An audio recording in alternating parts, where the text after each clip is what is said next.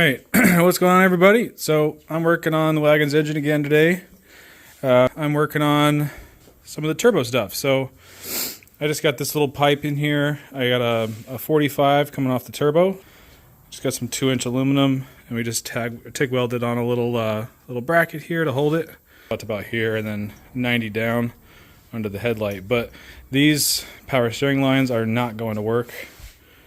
It's all sort of in the way. So I'm gonna have to make a mount for this. I think I could use my old charcoal canister mount, and that'll take care of that guy. But I think what I'm gonna do is kind of do a hybrid of like a fourth. I think this is a 4th gen pump, a 4th gen legacy power steering pump with like 2015 high pressure line. This one right here. So this one right here was the other one. I think it was also from a 4th gen. Then he just had to bend to shape to relocate this guy over here. So that might be an option. Might be ditching all of this. This is all just kind of on here for mock-up, but we have room there, so the power steering pump's not hitting. That's not hitting. Got a nice TIG welded little bracket on there. So I just need some clamps and chop that guy shorter, and that should be done. So as far as fuel system, this is a full IAG PTFE E85 fuel line kit. So this is all -6 PTFE lined for E85. I got a Walbro 450. So it should be all the fuel with our 1300cc injectors. So I still don't have a clutch solution yet. I mean, I have this ACT clutch. It just needs a new disc. So that might be an option, but I really wanted to go twin disc to try to make this a little bit more drivable. So I'm still up in the air on that. I need to figure that out before we can put the motor in, obviously. So I just hacked this thing shorter. This is just a temporary 2-inch 90 I got. I'm not going to be using this, obviously. It's blue, but you can see that. Lines up like that. So that'll go right down here, and we'll make another pipe that goes down under the headlight. That should line up right there with the headlight. I'll probably use another piece like this that already has a gradual 90 built into it down here. Okay, so I'm just mocking up some stuff. I just picked up one of these. This is going to be my new expansion tank. It's a lot smaller than I thought it was going to be. This is the Killer Bee Motorsports. It should give me enough room to actually get these lines are not going to be here, but it should give me room to get the intake to come through here, whereas that other one was just really big, kind of in the way. The other thing I was working on is I got all new timing guides. So Flatirons Tuning sells these, brand new for pretty cheap. I even got the hardware. Okay, so I got everything to fit right. I had to do a little bit of clearancing, so I shaved down the side of the TGV right there because this was getting kind of close, and also the harness here, the manifold here was had this ear on it for the bracket that I don't need anymore. So that's all shaved off, out of the way. Makes this easily removable. I ended up having to run this under here, but this is basically here. If I take this off, you can see how this is supposed to be ran here. So it's got a really nice bracket that mounts everything, brings both of our feeds and returns right up there. So all 3 of them have 2 feeds, 1 return. All fits in here pretty good. Decided to run this one over. I could run it under, actually. It might make it look a little bit nicer, so I'll tuck that one under there. But I had to hammer in the top of this breather port here because it was just making contact, and I wanted to make a little bit of space that I wanted to rub. So now there's a little bit of space. This stuff is like sleeved, it looks like, with a fire retardant coating on it. It looks like a sleeve, it's like a heat shrink. So that should help with that. I don't think I'm going to have to fire sleeve anything. But now the whole manifold fits.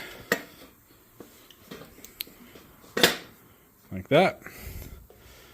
This will bolt up right there. Got plenty of room under there. And you can see right in there, it's just pretty close. So it's barely touching, but it can move, so it's not really like gonna rub through or anything.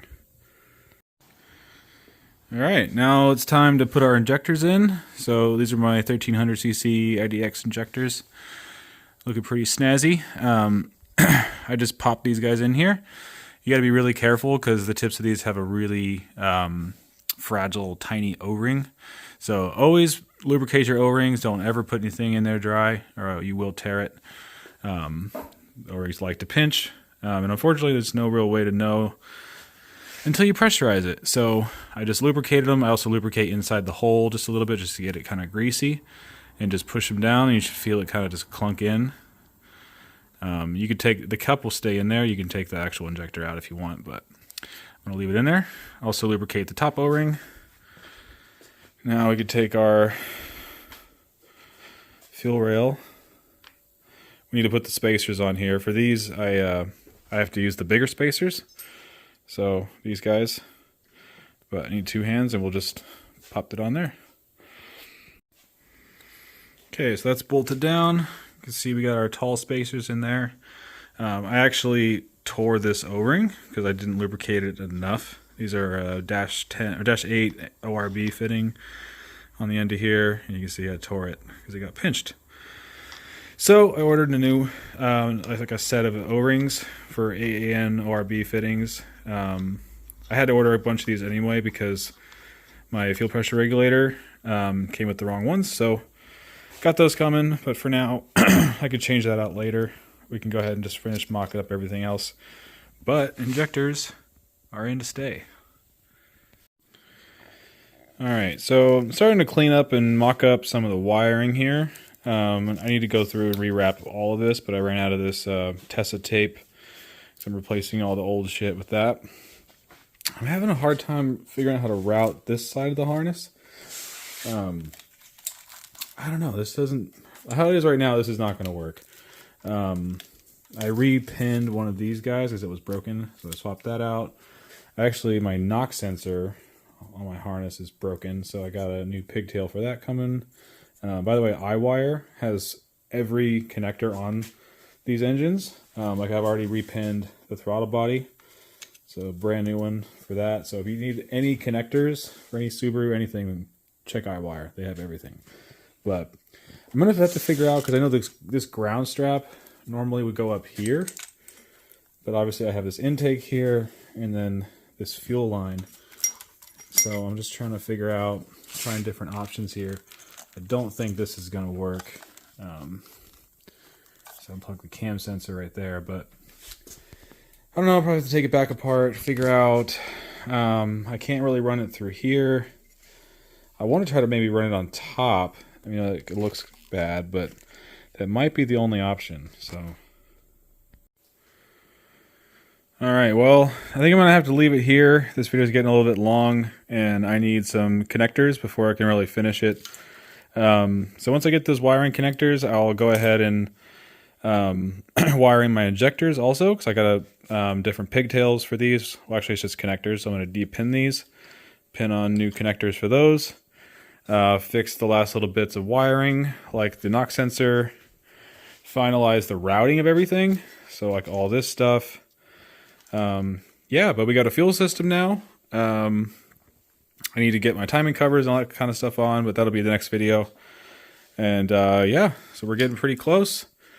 Really happy with this IAG fuel system. You can see it routes pretty good. I mean, it's tight under here, and they did a pretty good job making everything fit, apart from my mess of a wiring harness. But I'm going to go through this. It's going to look nice. That'll be the next video.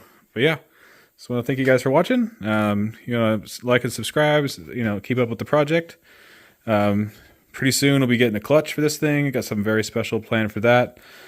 And then really it can just go in the car. That's the only thing we're waiting on, is getting a clutch before we can put the motor in the car.